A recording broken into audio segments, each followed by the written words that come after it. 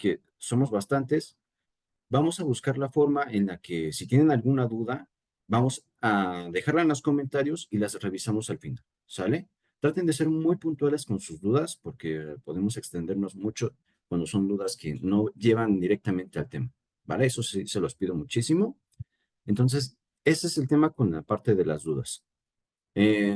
Otra cosa, vamos a ver la evaluación nacional de riesgos. Es un tema bastante complejo. Ya saben, todo lo que tiene que ver con riesgos siempre es un poquito así. También es un tema que es bastante extenso, entonces vamos a ver puntos muy específicos. No vamos a ver a detalle porque la verdad es que no nos daría tiempo en una hora, ni en dos, ni en tres tal vez. Entonces vamos a ver cosas muy específicas. Recuerden, lo que vamos a estar viendo aquí va a ser el tema específicamente de los puntos clave. Los puntos clave, y ahorita les voy a explicar en qué función tienen que ser los puntos clave, porque podemos tener puntos clave para diferentes tipos de objetivos, pero aquí les voy a explicar para qué vamos a ver el día de hoy la sesión con el tema de evaluación nacional de riesgos. Por ahí ya están preguntando, ya como nos dicen también desde el chat de capacitación, va a estar el contenido en YouTube por si lo quieren volver a revisar, también van a tener por ahí acceso a la presentación, entonces tomen nota de lo esencialmente necesario. ¿A qué me refiero con esto? A cosas que esté diciendo yo y que no vayan a aparecer en la presentación. De repente para esos que son un poquito más de escritura, de leer sus notas. Para los que no, incluso si también tienen que estar en dos partes a la vez, por ejemplo, que pasa mucho, ya saben, por ahí va a estar en YouTube también, pero siempre es mejor aquí para que también de repente si tienen alguna duda, como les digo, al final lo vamos a estar revisando. Y bueno, sin prolongar esto más, vamos a ver los puntos clave de la Evaluación Nacional de Riesgos. Primero, para los que a lo mejor todavía no tienen tanta noción o no están tan familiarizados con este tema de la Evaluación Nacional de Riesgos, quiero hacerles una pequeña introducción. ¿Sale? La Evaluación Nacional de Riesgos es una evaluación, como su nombre lo indica, del tema de riesgos. Del tema de riesgos específicamente del lavado de dinero, financiamiento al terrorismo y financiamiento a la proliferación de armas de destrucción masiva. Todos los que estamos aquí ya tenemos bastante clara esa idea porque todos estamos de alguna forma en el sector financiero en actividades vulnerables. Entonces sí, vamos a ver lavado de dinero, financiamiento al terrorismo, pero recuerden, todo esto de la Evaluación Nacional de Riesgos está cumpliendo específicamente con la recomendación 1 de Gafi. Por eso incluimos aquí también el financiamiento. Recuerden, financiamiento, no vamos a construir armas. Estamos hablando de que se aporte dinero para construir armas, a la proliferación de armas de destrucción masiva. ¿Vale? Esa es la razón por la que esté este también aquí, que parece un poquito colado, pero recuerden, lo que estamos haciendo es seguir las pautas de Gafi y lo estamos tratando de hacer de la mejor manera. Por eso es que lo incluimos aquí. El alcance, esta evaluación nacional de riesgo, como su nombre lo indica, es nacional. Tenemos a 41 autoridades participantes. La principal, obviamente, es la Secretaría de Hacienda y Crédito Público. Ya sabemos que coordina muchas de las otras instituciones, pero específicamente para este ejercicio, a quien tenemos coordinando para llevar a cabo las labores de la evaluación es a la UIF, a la Unidad de Inteligencia Financiera, ¿vale? Entonces, la Unidad de Inteligencia Financiera, muy en coordinación con la Secretaría de Hacienda y Crédito Público, toman la información de todo el país, se apoyan de estas 41 autoridades, que por ahí son como 43 personas, explican que hay dos autoridades que tienen a dos representantes. Entonces, todas estas personas, toda esta coordinación es la que logra que obtengamos esta evaluación nacional de riesgos. Su aplicación va a estar, es la aplicación de la evaluación nacional de riesgos, la realidad es que debería de ser un documento de lectura obligatoria prácticamente para universidad al menos. ¿Por qué lo digo así? Porque vamos a tener aquí información de todos los tipos que tengan que ver con el entorno financiero a nivel país. Y esto es prácticamente una especie de diario, trianual, lo sé, pero es una especie de diario porque aquí vamos a tener cómo va evolucionando el nivel de riesgos de lavado de dinero, financiamiento al terrorismo y a la proliferación de armas de destrucción masiva en nuestro país cada 3 años. Vamos a tener información muy específica desde el punto de vista de las autoridades. Ojo, eso también es importantísimo. porque nosotros muchas veces el escenario de lavado de dinero, de delincuencia que vemos en nuestro país, muchas veces es desde la perspectiva, por ejemplo, de medios de comunicación, de periodistas, etcétera, etcétera. Pero aquí recuerden, todos estos resultados son desde la perspectiva del gobierno. Entonces, esto es fabuloso, nos da una fuente de información, que es lo que vamos a ver justamente para poder hacer nuestras calificaciones de riesgo, nuestros análisis y, como les digo, a nivel integral, tener una idea de qué es lo que está pasando en nuestro país. Entonces, esa aplicación es general, pero está enfocada directamente al sistema financiero y actividades vulnerables, ¿vale? Eso es para lo que se hizo, para que estas entidades tengan información para llevar a cabo sus evaluaciones y tengan la noción de dónde están parados. Recuerden, la evaluación nacional de riesgos es un ejercicio a nivel nacional justamente para que nosotros como entidades sepamos qué es lo que pasa a nuestro alrededor. Nosotros después vamos a hacer nuestra aplicación de un enfoque basado en riesgo desde nuestra perspectiva. Pero sí, nuestra perspectiva va a ser muy necesaria, pero va a estar incompleta si no sabemos en dónde nos estamos desenvolviendo. Y justamente ese es el objetivo de la Evaluación Nacional de Riesgo, que tengamos la noción de cuál es el contexto en el que nos desenvolvemos. Y ahora, la razón por la que estamos aquí es porque esta Evaluación Nacional de Riesgos no es estática. Como bien sabemos, de repente podemos tener un escenario, no sé, a lo mejor en la revolución no había demasiado lavado de dinero, estoy hablando al aire, tal vez sí, pero las cosas cambiaron mucho. Entonces, este tipo de evaluaciones no pueden ser estáticas. Si nos vamos unos años al pasado, las cosas han cambiado demasiado.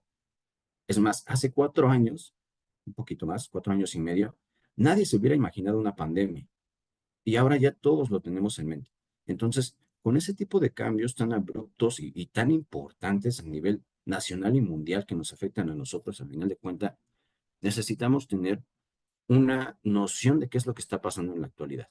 Entonces, por eso es que la Evaluación Nacional de Riesgos tiene una actualización cada 3 años. La primera Evaluación Nacional de Riesgos se lanzó en 2016, la segunda en 2020 por el tema de pandemia, hubo por ahí un pequeño atraso, y la última se emitió en noviembre del 2023, ¿vale? Les especifico un poquito más aquí en la última porque en noviembre, finales de diciembre de 2023. Entonces hay que tenerlo eso en cuenta por la razón por la que necesitamos tener el conocimiento de esto. Es justamente lo siguiente que vamos a revisar, que la importancia de esta evaluación nacional de riesgos, como les estaba mencionando ya de hecho, es que es cultura general, es saber dónde nos estamos desenvolviendo, qué es lo que le pasa a nuestro país, ¿vale? Como les digo, para mí este tema es como leer un poquito el periódico, de decir, bueno, ¿qué es lo que está pasando en el mundo, en mi país? ¿Me afecta, no me afecta directamente, indirectamente? Entonces, esto es conocimiento general. Y más importante, estoy seguro que para lo que todos estamos aquí, es que en nuestras disposiciones, en la cuarta disposición relativa al capítulo de enfoque basado en riesgos, nos dicen que nuestra metodología del enfoque basado en riesgos, recuerden, ahora estoy hablando a nivel entidad, nuestra metodología debe ser actualizada bajo estas circunstancias. ¿Cuándo identificamos nuevos riesgos? ¿Cuándo pasan 12 meses? ¿Y cuándo se lleva a cabo la actualización de la Evaluación Nacional de Riesgos? Entonces, estoy seguro que muchos cumplimos con esta parte de los 12 meses. De repente nos encontramos ahí que estamos emitiendo nuevos productos o cuestiones así, pero esto de la Evaluación Nacional de Riesgos ocurre cada 3 años. Entonces, es un evento importante. Esta Evaluación Nacional de Riesgos, entonces, se actualizó en diciembre del 2023. La verdad es que noviembre, diciembre, perdón. Nos agarró a muchos desprevenidos. Estaba a punto de finalizar el año y la realidad es que prácticamente todos estábamos con el tema de auditorías. Incluso a nosotros como auditores nos tomó por sorpresa porque decimos, bueno, me voy a poner bien estricto porque nos dicen las disposiciones que se tiene que actualizar la metodología cuando aparezca el ANR, pero no nos dice qué periodo tenemos para actualizar. Nos dice, tenemos que actualizar, pero sabemos que esto no se va a hacer de manera instantánea. No es como que agitemos nuestra varita mágica y ya está nuestra metodología. Entonces, si ustedes ya hicieron su actualización de su metodología basada en la Evaluación Nacional de Riesgos, perfecto. Esta sesión les va a servir para saber em, qué tantas consideraciones tomaron para la aplicación. Para los que no, recuerden, lo que ustedes tienen que tener documentado es que van a hacer la actualización, que están trabajando en ella, ¿vale? Si aún no la tienen actualizada. Eso es bien importante, siempre tener documentado que se está trabajando en la evaluación, en la actualización de la metodología, ¿vale? Porque sí entiendo que esto es muy confuso, sí entiendo que, por ejemplo, en las disposiciones, ni tampoco en la guía para la aplicación de la metodología, nos especifican cuánto tiempo tenemos desde que sale la INR hasta que ya tenemos que tener nuestros resultados. Entonces, ustedes documenten que están trabajando en ello. ¿Sale? Para los que no. Para los que sí, como les digo, vamos a hacer una revisión de cómo podíamos hacer la aplicación de estos nuevos resultados. Y bueno, más específicamente, ¿cómo teníamos que hacer la aplicación de estos resultados? Me voy a ir un poquito al contenido de la guía para la elaboración de la metodología. Recuerden que ahorita estamos hablando de EBR, de por qué necesitamos considerar los resultados de la Evaluación Nacional de Riesgos. Entonces, en nuestra guía para la metodología, nos hablaban del riesgo de los indicadores, ¿vale? Este riesgo de los indicadores era, pues, nuestro objetivo final, pero estaba conformado de otras características. Por ejemplo, el impacto. El impacto, si recuerdan, es la concentración de nuestras operaciones para cada indicador. Estoy hablando solo a nivel indicador. También se conformaba de la probabilidad. Probabilidad por impacto, probabilidad más impacto, no te especifican, pero estos dos, la conjunción de estos dos nos da nuestro riesgo. Pero la probabilidad también nos dice la guía que se compone de dos otros apartados más específicos. Nuestra ponderación, que si se acuerdan es que le dábamos un valor específico a cada indicador para decir cuál es de más riesgo o cuál es de menos riesgo. Y por otro lado, la calificación o valoración, que ahí es donde decíamos qué tan riesgoso es nuestro indicador. Y para dar esta calificación o valoración, muchas veces se utiliza el criterio experto, que estoy bien seguro que casi todos lo conocen, cuando asignan un valor de riesgo a un indicador, por ejemplo, pero la forma más saludable es tener datos. Por ejemplo, con el INEGI, por ejemplo, con reportes de diversas instituciones, por ejemplo, incluso data, estadística, si tenemos, bueno, bastante información, como puede ser un banco que tiene ya sus propios datos para estar estableciendo calificaciones. Y la, el otro origen, tal vez el más importante, la evaluación nacional de riesgos. ¿Vale? Entonces quiero que lo vean desde esa perspectiva. La Evaluación Nacional de Riesgos sí nos da información, sí nos da contexto, pero no solamente a nivel general. Nos puede dar puntos muy específicos para que cambien los resultados de nuestra metodología del enfoque basado en riesgos. ¿Sale?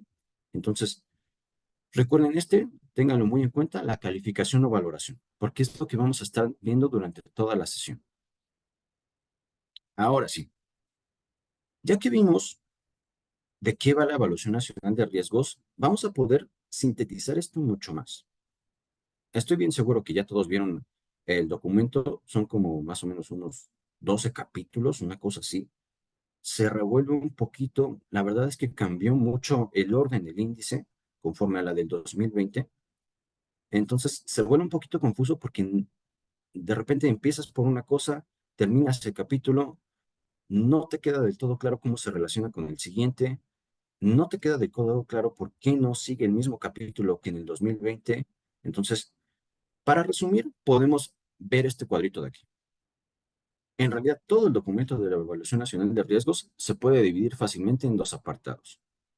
El riesgo de los sujetos obligados, que es el riesgo del sistema financiero, y el riesgo de las actividades vulnerables, que esas tablas estoy bien seguro que todos las recordamos, que nada más te dicen el sector y el nivel de riesgo.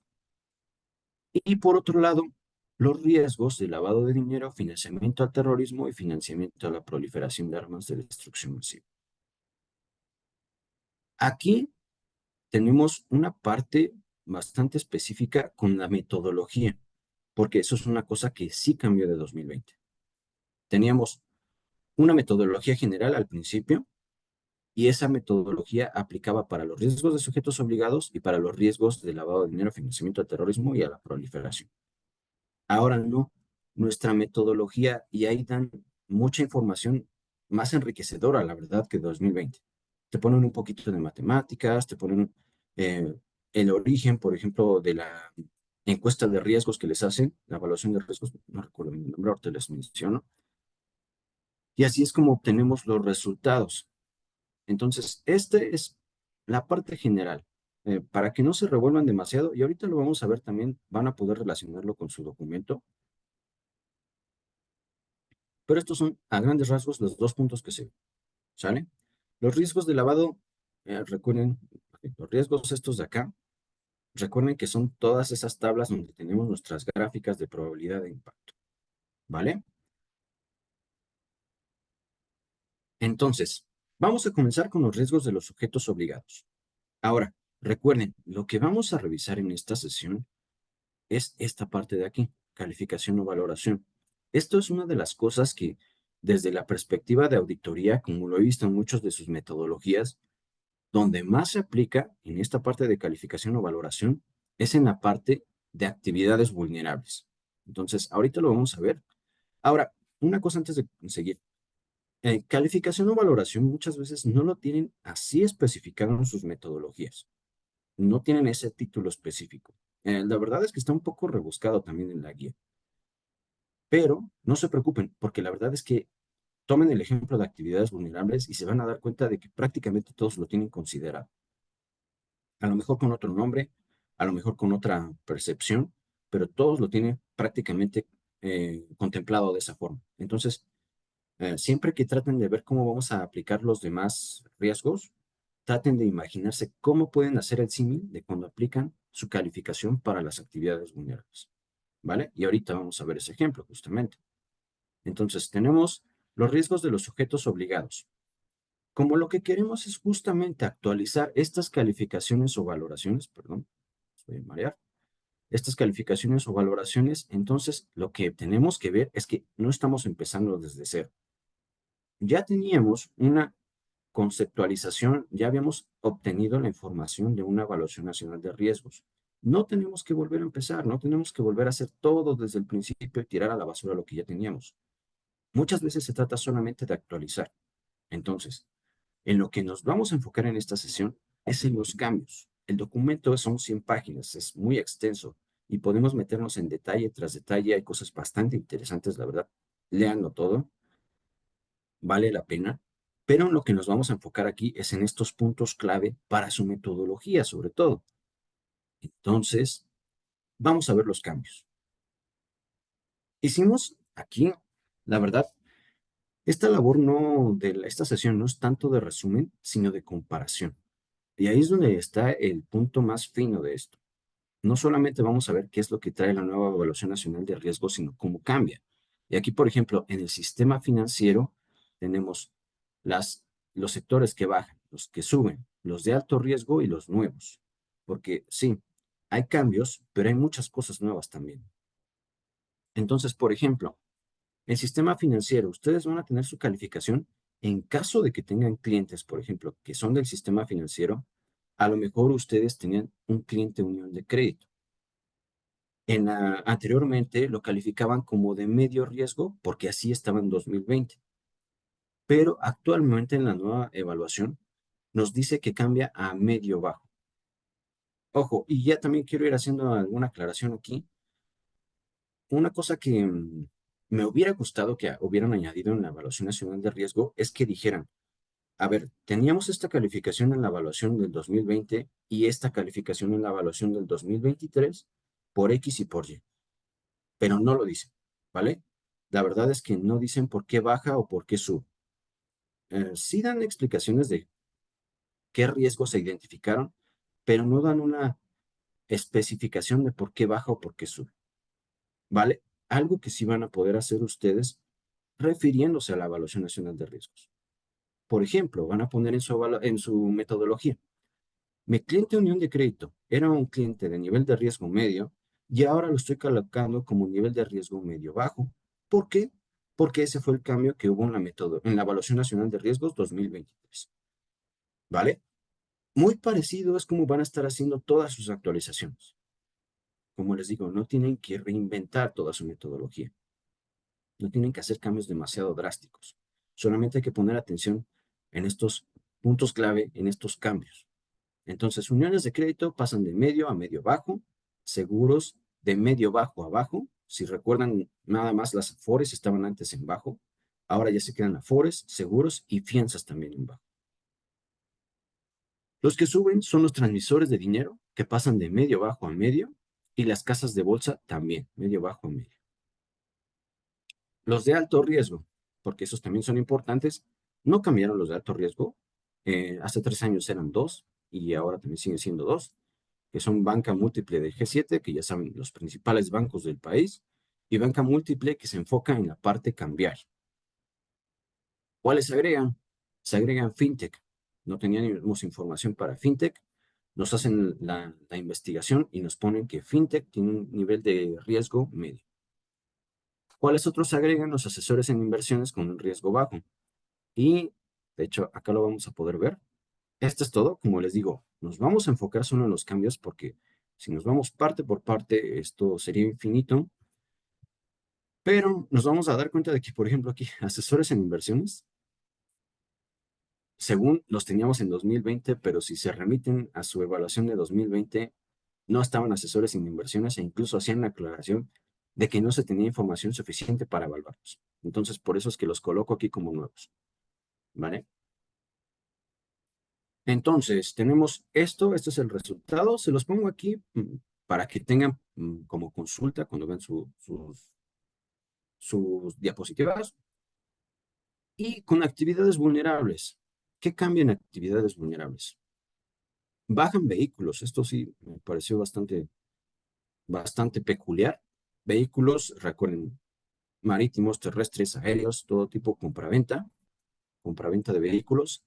Y me pareció aquí interesante porque estaba en un nivel de riesgo alto y pasa en medio. Entonces, aquí es donde, como les digo, a lo mejor en el sistema financiero no todos tenemos clientes del sistema financiero, pero prácticamente en todos sus catálogos, incluso la misma comisión cuando les hace observaciones, les pide que en sus catálogos de actividades económicas identifiquen el riesgo de las actividades vulnerables con respecto a los resultados de la evaluación nacional de riesgos. Entonces aquí es donde cambia todo. Vehículos, sabemos que es una de las actividades vulnerables que más abunda en nuestro país, entonces estoy seguro que muchos de ustedes tienen aquí algún cliente de este tipo. Entonces ya saben cómo cambiarlo, como les digo. Pasa de alto, lo considero ahora medio.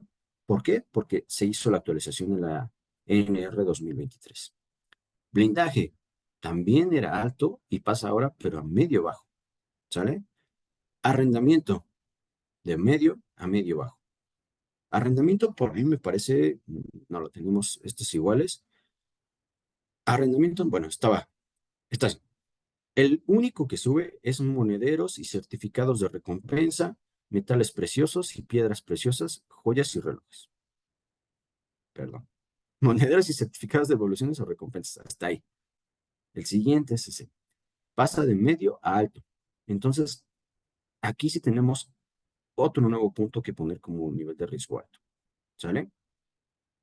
Los que se quedan en alto riesgo son, ahora sí, metales preciosos, piedras preciosas, joyas y relojes, obras de arte y monederos, que este es el que se anexa, monederos y certificados de devolución o recompensa. Y como pueden ver, eran cuatro, ahora son tres. Se va vehículos y blindaje y entran monederos y certificados. ¿Sale? Para alto riesgo. Yo entiendo que también muchas veces en sus metodologías e incluso en sus calificaciones de riesgo de clientes, porque recuerden que estas calificaciones que estamos dando aquí tienen mucho que ver con nuestro enfoque basado en riesgos, pero también con nuestra matriz de riesgo de clientes, sobre todo esto de actividades vulnerables. Yo entiendo que muchos les daban directamente a actividades vulnerables un grado de riesgo alto. Entonces, esta es otra forma también de verlos, porque tampoco es necesario que todas las actividades vulnerables sean de alto riesgo. ¿sale? Esto sí, yo creo que por lo menos estas tres sí hay que considerarlas como tal. Si de repente ustedes quieren, aunque aquí diga de medio riesgo, ponerle un medio, perdón, aunque aquí diga de medio riesgo, por ejemplo, a vehículos, ustedes quieren ponerle un medio alto porque es una actividad vulnerable, entonces solamente especifíquenlo y no hay ningún problema, ¿vale? Porque sí va a haber actividades que no van a ser vulnerables, actividades económicas. Entonces, pues tiene que haber una diferencia, ¿no? Entonces, eso lo entiendo perfectamente y pueden hacer eso, siempre y cuando lo especifiquen, ¿sale? ¿Cuáles son las nuevas? Servidores públicos. Teníamos servicios profesionales, pero no servidores públicos. Lo tenemos con un nivel de riesgo medio. Desarrollo inmobiliario. Este es el que había confundido con arrendamiento. Desarrollo inmobiliario no es que sea nuevo, es que estaba mezclado con compraventa de bienes inmuebles. Entonces ahora se separa compraventa de bienes inmuebles que se queda con el mismo nivel de riesgo que antes y desarrollo inmobiliario que se queda con medio bajo. Que creo que están igual, pero bueno, los separa. Y activos virtuales que se queda con nivel de riesgo medio bajo. Activos virtuales, recuerden, aquí como una actividad vulnerable.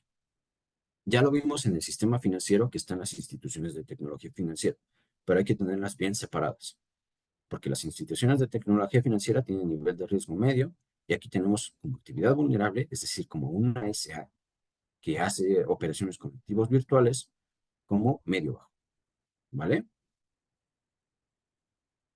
Aquí tenemos de nuevo el resumen, como pueden ver, los que entran, los que se quedan, nos quedan tres de alto riesgo y se van los dos de acá. Bien, esto es por el tema de la parte de los sectores. Esto es como que lo más sencillo y lo más de directa aplicación. Pero ahora nos vamos a, con los riesgos del lavado de dinero, financiamiento de terrorismo y a la proliferación de armas de destrucción masiva. Vamos a tener también riesgos emergentes y otro tipo de riesgos de las vulnerabilidades del sector, pero aquí sí son un poquito más, hubo más cambios aquí de hecho. Para empezar, todo esto que vamos a ver aquí nos lo pone directamente casi de evaluaciones sectoriales de riesgos. Como les había dicho, en el tema del sistema financiero y actividades vulnerables, las calificaciones fueron tomadas principalmente de los reportes que se envían a la UIF, la cantidad de reportes, la información también que tiene la Comisión Nacional Bancaria, bueno, las diferentes comisiones, porque también están ahí seguros y fianzas, em, toda esa información estadística, básicamente. Pero de este lado vamos a tener las evaluaciones sectoriales con estas 41 autoridades que les mencionaba al principio. Entonces ahí se hacían comités, se verificaba la información que tenían, los cuestionarios también de riesgos que se les envían, y de aquí es de donde se saca la información. Y los resultados van a ser los siguientes. Se van a dividir en 5 apartados. Vamos a empezar con las vulnerabilidades del régimen de PLD. Ahora, ojo, estamos hablando del régimen de prevención. ¿Qué quiere decir? Si se acuerdan de sus clases, los que ya hicieron su certificación, el régimen, recuerden que son las autoridades, las instituciones, la infraestructura básicamente, de cómo se está llevando a cabo la prevención del lavado de dinero y financiamiento al terrorismo a nivel país. ¿Vale? Entonces, aquí estamos evaluando a las instituciones y su infraestructura. Por eso es que vamos a ver cosas que no nos van a ser tan aplicables a nosotros. De hecho, va a ser un poquito difícil de repente poder aplicar todo esto en nuestra metodología, pero no por eso va a ser menos importante. Si se dan cuenta, vamos a tener todas las tablas aquí y vamos a tener estas tablas, estas columnas grises. Las columnas grises las vamos a ver en todas las tablas posteriores y nos van a indicar cuáles eran las calificaciones en 2020. De nuevo, como les mencionaba, para que ustedes puedan visualizar los cambios y puedan actualizar su metodología. Vamos a encontrar muchas veces esto que dice nuevo, esta columna, antes de que se me pase, tenemos aquí el número. Este número de aquí es cómo van a encontrar estos conceptos en su Evaluación Nacional de Riesgos 2023, ¿vale? Esta columna de número anterior, número A, la van a encontrar también en todas las tablas y es donde estaban antes. en la Evaluación Nacional de Riesgos de 2020. ¿Vale? ¿Para qué? Para que ustedes también con estas tablitas puedan ir a sus dos documentos y revisar los cambios. No solamente de los niveles de riesgo, sino incluso también de las cosas que se evaluaron, por ejemplo. Entonces, es justamente esto una especie de índice gigante para poder estar eh, revisando dos documentos a la vez, consultando dos documentos a la vez. Como pueden ver aquí, muchos no van a tener un número porque va a ser nuevo, no estaban en 2020. Y hay bastantes, me parece que son como 12 conceptos más o menos en total. Son 37 aspectos que se evalúan para 2023, ¿vale? Son más o menos como 12 nuevos, por eso es que vamos a encontrar aquí muchos. Una cosa también interesante, en esta ocasión, la evaluación empieza con las vulnerabilidades del régimen de prevención. Por eso aquí empezamos con el uno. Anteriormente se veía primero lavado de dinero, financiamiento al terrorismo y después vulnerabilidades del régimen. Por eso aquí empezamos en el 16. Me hace mucho más sentido esto, la verdad. Es como ir siempre de lo general a lo particular. Y pues de hecho, con los resultados lo podemos ver. Tenemos entonces marco jurídico, marco de las actividades vulnerables, del sistema financiero, etcétera, etcétera. Ahora, una cosa que podemos ver aquí es el tema de la metodología. De hecho, en esta tabla podemos empezar a ver los cambios que hubo en la metodología. Si recuerdan, todos los aspectos en 2020 se calificaban con dos cosas, impacto y probabilidad. De hecho, cuando estén revisando sus dos documentos en paralelo, tengan cuidado porque en realidad estaban al revés. Es decir, siempre te daban primero calificación de probabilidad y después calificación de impacto. Estuve a punto de cometer ese error y iba a ser un desastre, la verdad. Entonces aquí ya están invertidas del 2020. Pero todas eran impacto y probabilidad. Aquí no vamos a tener eso. Para probabilidad vamos a tener probabilidad de explotación para las vulnerabilidades. Para las amenazas vamos a tener probabilidad de ocurrencia. ¿Vale? Y lo mismo va a pasar con los impactos. Para vulnerabilidades vamos a tener grado de facilitación y para las amenazas, grado de impacto. Tiene un poco de sentido, se vuelve un poquito confuso y la verdad es que en la evaluación no terminan de hacer bien la diferenciación de qué significa una y qué significa otra. De hecho, ponen los ejemplos de unas preguntas que uno se tiene que realizar y que se realizaron las autoridades que hicieron esto, pero extrañamente son las mismas, por ejemplo, para grado de impacto que para grado de facilitación. Entonces, bueno, no terminan de explicarlo, pero la verdad es que lo podemos llevar al tema de la intuición. Los impactos los vamos a seguir considerando, estos de acá, grado de impacto, los vamos a seguir considerando como antes. El impacto son las consecuencias sociales, políticas, económicas y financieras, ¿vale? Entonces, eso es nuestro impacto. Pero las vulnerabilidades no pueden tener directamente un impacto. Las vulnerabilidades son cosas débiles que yo tengo. Entonces, aquí tenemos el grado de facilitación, esas cosas débiles, ¿qué tanto permiten que un tercero venga y las explote? Y la probabilidad de explotación, ¿qué tan probable es que ese tercero realmente venga y explote mi grado de facilitación? ¿Vale? Yo lo permito y la otra persona, bien, podríamos decirlo como desde esa perspectiva. Yo lo permito, grado de facilitación, y esa persona realmente viene a aprovecharse, grado, probabilidad de explotación. ¿Vale? ¿Qué tenemos entonces aquí? Cambios. Cambio en la 4. Diseño del aviso y reporte conforme a estándares internacionales. Aquí tenemos un crecimiento, si se dan cuenta, la probabilidad pasa de medio a abajo. Se hicieron cambios. Todavía hay irregularidades en los campos, por ejemplo, de los formatos como en el campo de cuenta que no especifican si es la cuenta de banco, si es la cuenta del identificador del cliente para los reportes, ¿vale? Y faltan formatos oficiales, por ejemplo, de transferencias internacionales y de dólares en efectivo.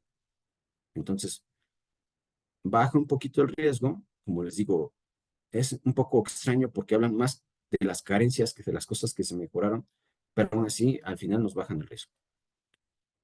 El 8 también, maduración de los modelos de riesgo de los supervisores para actividades vulnerables, y nos dicen que hay actividades vulnerables, ya tiene una matriz para hacer su evaluación de sus supervisados, de las actividades vulnerables.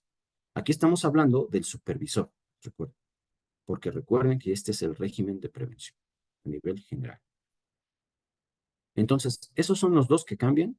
Se agregan marco jurídico de las actividades vulnerables, marco jurídico del sistema financiero, y aquí el interesante es el de las actividades vulnerables, donde tenemos un nivel de facilitación alto y probabilidad de explotación medio.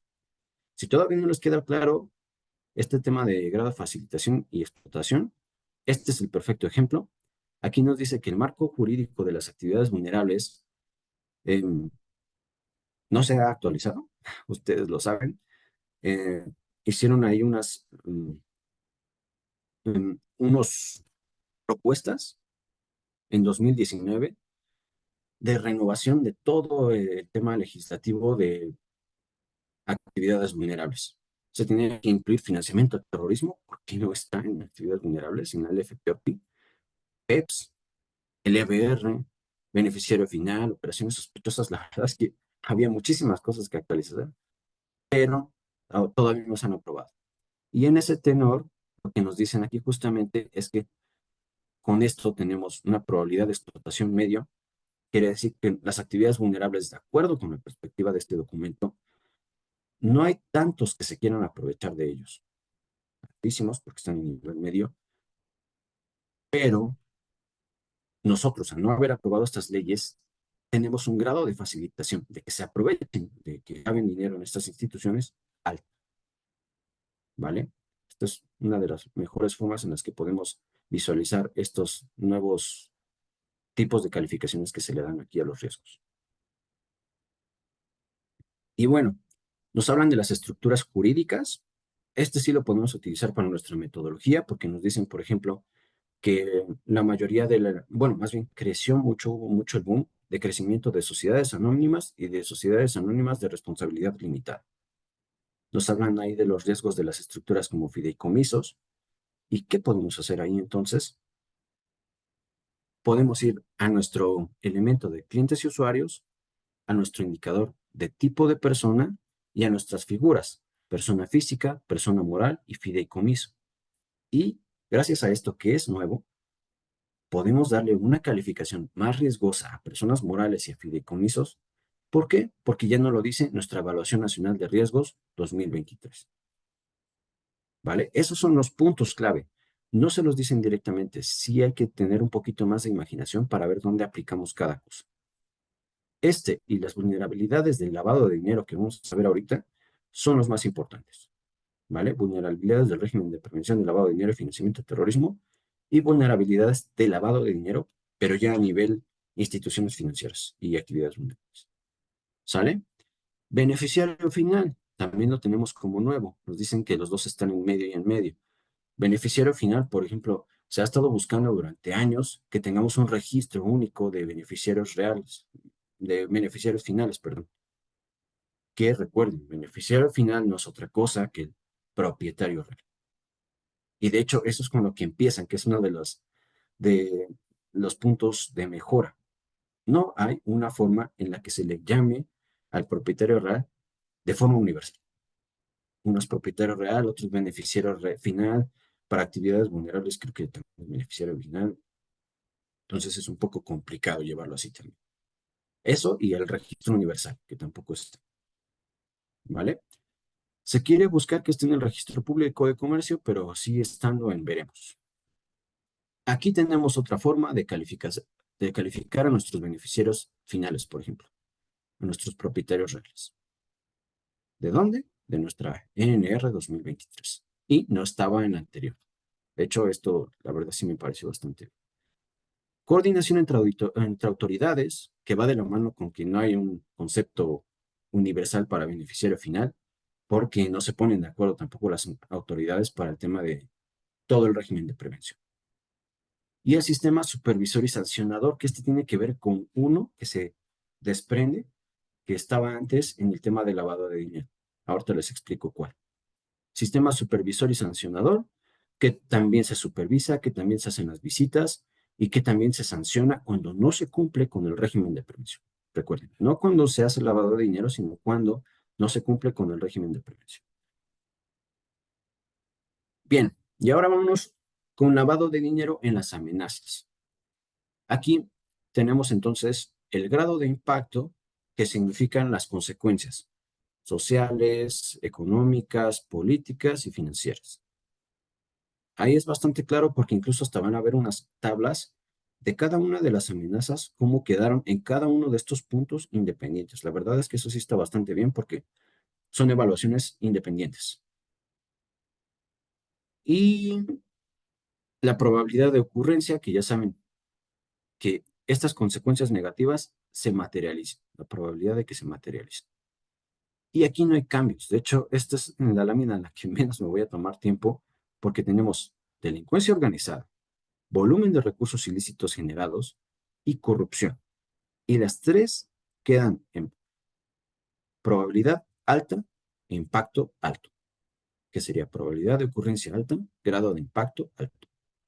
¿Sale? No hay cambios para temas de corrupción, para temas de PEPs. Ya sabemos también de dónde mantener nuestra calificación, realmente, porque eso es lo único que podemos hacer, mantener. Y ahí dan la explicación también que se hicieron cambios, se está tratando de...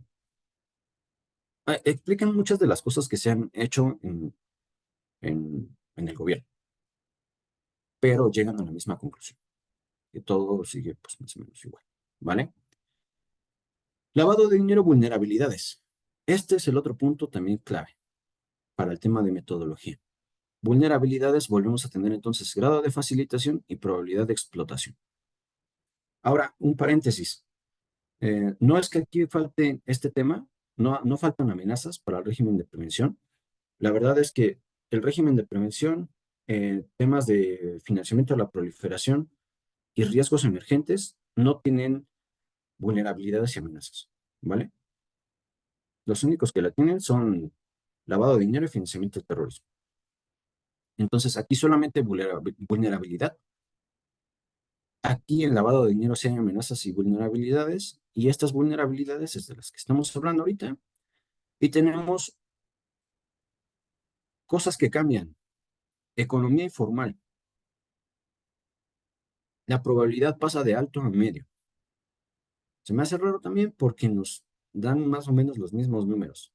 56% de personas a nivel nacional en ocupación informal y 21% del PIB, del Producto Interno Bruto, generado por el comercio informal. Pero cambia de probabilidad alta a media. ¿Qué otro?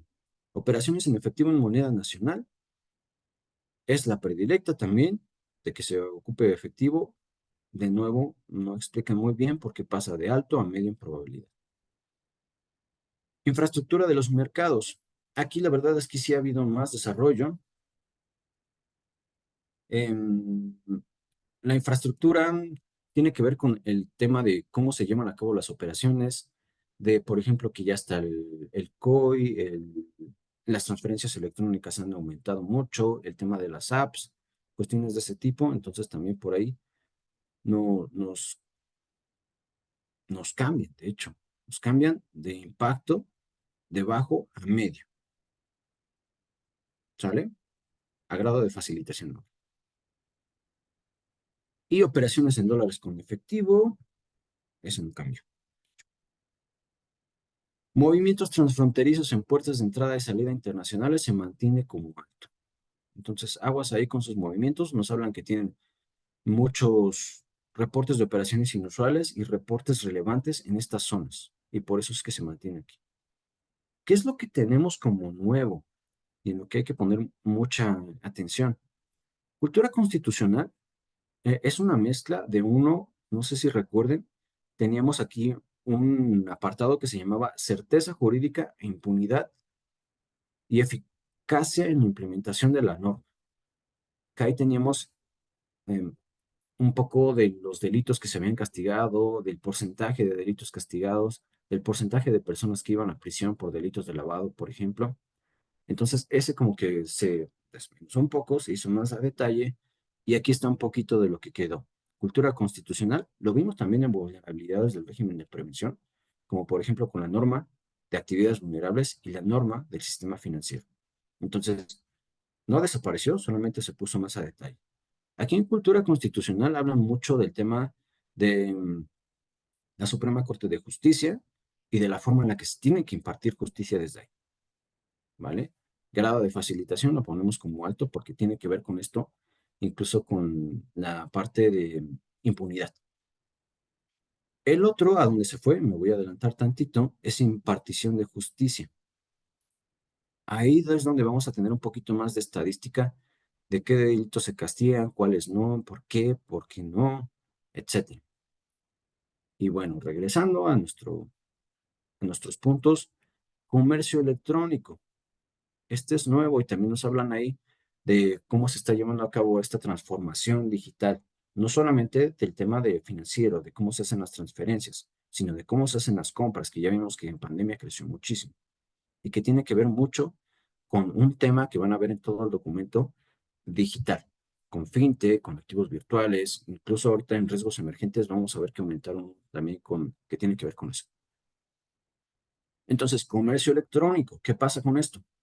Clientes nuestros que operen con comercio electrónico o incluso nuestras formas de operación que tengan que ver con medios digitales, como transferencias electrónicas, ya tenemos una fuente de calificación, ¿sale? Por ejemplo, yo tengo una actividad económica que lleva a cabo operaciones que solamente son a través de Internet, comercio electrónico, pues vamos a ponerle un riesgo, ¿sale? Contratación pública de bienes y servicios. Uf, ese también está bueno. Tiene que ver con el tema de corrupción, pero más específicamente.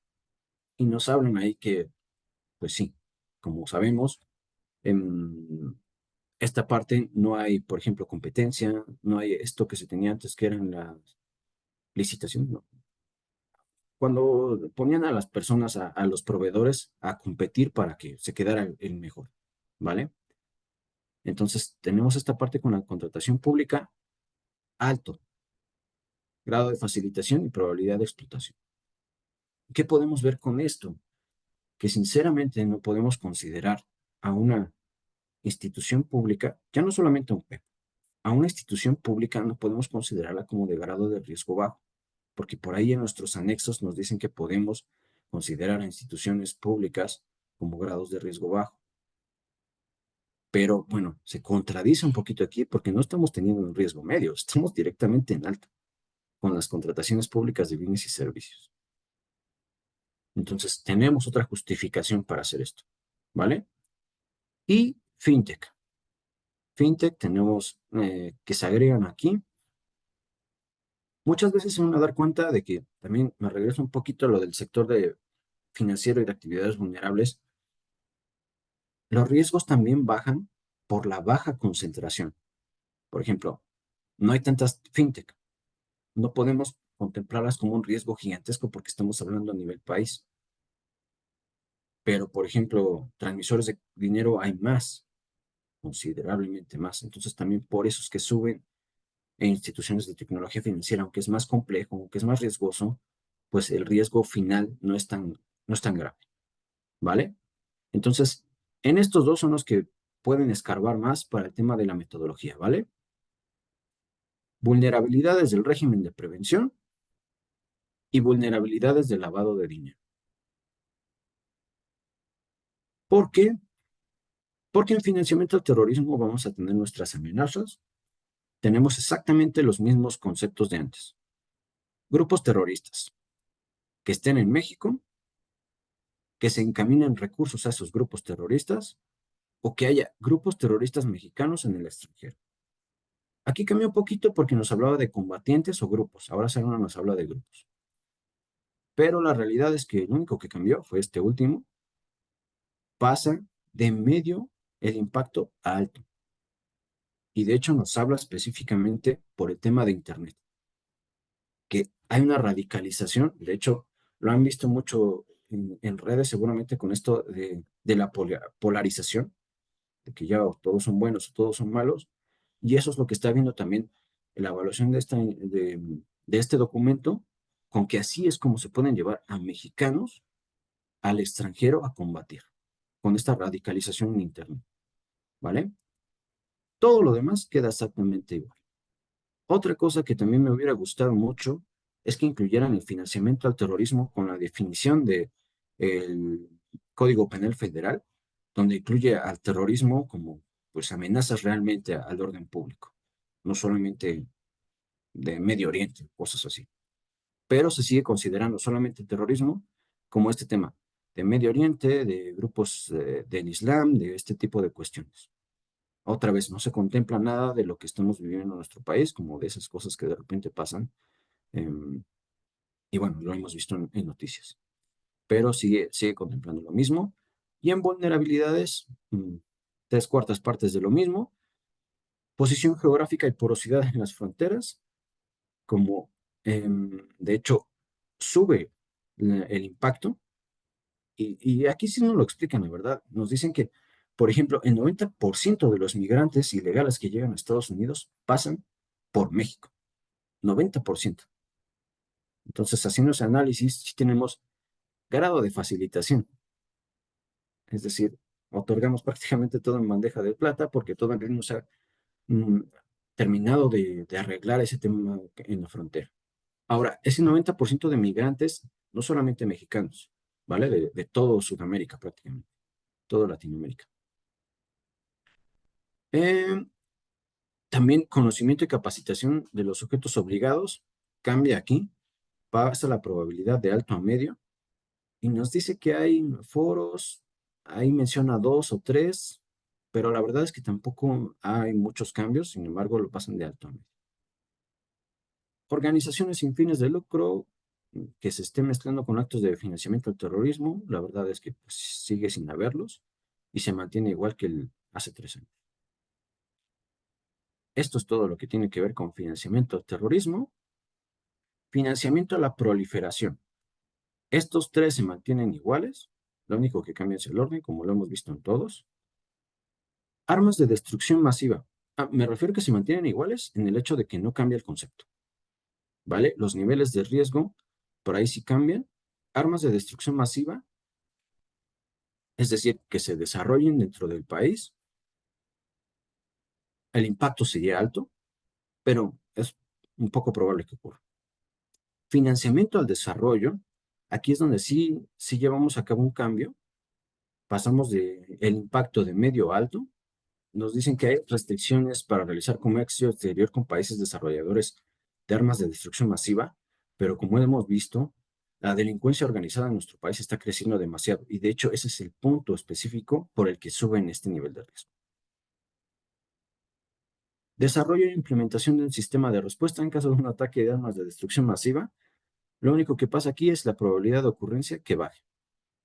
Nos dicen por ahí que ha habido un poquito más de capacitación y están elaborando planes, por ejemplo, ahí de prevención en caso de un ataque con un arma de destrucción masiva, que recuerden, no solamente es un arma nuclear, puede ser un arma biológica o química, ¿vale? Y también, de hecho, es de eso justamente de lo que se han hecho por ahí simulaciones. Esto, como se pueden dar cuenta, no es tan aplicable. De repente sí van a encontrar en sus instituciones, no sé, sobre todo con el tema de financiamiento desde territorio nacional al exterior, cuando tengan clientes internacionales, ahí ya tienen una razón un poquito más clara de por qué darle una calificación más alta, ¿vale? Y para finalizar, factores emergentes. Activos virtuales y la pandemia ya los teníamos. Tanto activos virtuales como pandemia eh, cambiaron de riesgo. Para los activos virtuales ya no se quiere prohibir los activos virtuales, sino de que se mantengan bajo control para que no se conviertan en recursos en efectivo, por ejemplo, dentro del sistema financiero. Entonces, la probabilidad pasa de alto a medio. Y la pandemia del COVID también pasa de alto a medio. Aquí un poquito por obvias razones. La realidad es que, pues, ya prácticamente estamos en la recta final. Lo que quedan aquí, lo que nos habla el documento, es de las secuelas que quedan económicas, sociales del COVID, ¿vale? Y por eso nos siguen manteniendo a nivel de riesgo medio. ¿Qué tenemos de nuevo? Ataques de ransomware. Y aquí hablamos de secuestro, sobre todo de información. Secuestro que ya saben que se tiene que pagar cierta cantidad de dinero para que devuelvan las cuentas, etcétera, etcétera. Esta- Estas cuestiones también están, por ejemplo, que va a haber una estrategia nacional para supervisión para prevenir y combatir el lavado de dinero, donde lo que se busca establecer es tener un control prácticamente total de lo que pase en Internet. La verdad, eso, denle una leidita ahí de ataques de ransomware, todavía no está. De hecho, es una sugerencia para mitigar este riesgo, pero sí hablan como de controlar prácticamente todas las direcciones, la transmisión de información, em, las VPNs, cuestiones de ese tipo. Y bueno, suena, no sé, para mí me sonó demasiado excesivo. Pero bueno, denle una leída también para que ustedes tengan su propia opinión. Estos están como nivel alto, entonces ojo también con ese tema de clientes que operen con el tema de comercio electrónico, con temas digitales. Y también aquí tenemos otro tipo de calificación o otra fuente de información para calificar sus canales de envío digitales, como aplicaciones y este tipo de cuestiones, ¿vale? Este que también es nuevo y que yo creo que va a estar mm, muy presente en lo que sigue.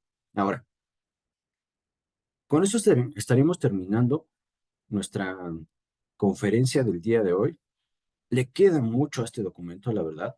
Por ejemplo, hay una parte que sí me gustó mucho que agregaron, que es, recuerden, el tema de riesgos es identificar los riesgos, medir los riesgos y mitigarlos. Y agregaron justo esa parte al final. No la menciono en esta sesión porque la verdad son mitigantes a nivel federal, que van a incluir un nuevo sistema anticorrupción, que van a incluir esto que les estaba contando de los ataques del ransomware, de tener mucho más controlado Internet. Son cosas que no podemos aplicar directamente en su mayoría de los casos a nuestras instituciones. Entonces, por eso no lo incluí, pero también denle una leída, está bastante interesante y cierran todo el ciclo de riesgos. Ahora sí están buscando. Son planes preliminares, todavía no se ha hecho nada, ojo con eso, pero también nos da una buena opción para darle seguimiento a sus planes, que sí se lleven a cabo, que no solamente se queden en el tintero, ¿vale? Y bueno, con esto estaríamos terminando nuestra sesión del día de hoy. Muchísimas gracias, perdón por los 5 minutos extra, pero la verdad es que es muchísima información. Tratamos de hacerlo lo más sintetizado posible y que ustedes se llevaran lo mejor de esta evaluación 2023, que puedan comparar con lo que tienen, que puedan ver lo que tienen y lo que pueden hacer. Y de todas formas, si se queda por ahí algo en el tintero, este es nuestro calendario de capacitación de 2024. En mayo vamos a tener este enfoque basado en riesgo, diseño, implementación y evaluación nacional de riesgos, ¿vale? Todos están muy interesantes, pero si se les quedó ahorita algo pendiente, si vieron algo incluso que en su metodología no tienen y quisieran revisar más a detalle, pues son 3 sesiones de 3 horas, entonces vamos a poder verlo mucho más a detalle. Vamos a poder ver la evaluación nacional de riesgos también mucho más a detalle, paso por paso, y cómo se aplica con ejemplos en una metodología aplicada. ¿Sale? Entonces, pues por ahí guarden las fechas. Aquí tenemos nuestro número de contacto por si quieren mandar un WhatsApp, si necesitan más información. Y muchísimas gracias. No sé, Jess, si por ahí mm, hay preguntas específicas que me quieras mandar. Hola Dave, sí, te puse en tu chat como personal una pregunta que nos hicieron anteriormente. No sé si te aparece o te la leo. Ay, ¿me la podrías leer mejor, por favor? Sí, Bueno, nos comentaban si la misma clasificación del NR, que es MB, B, o sea, bajo, medio bajo, etcétera, debería estar señalada en nuestra metodología, sujeto a nuestro análisis, podría ser más compacto. No, no es necesario la realidad.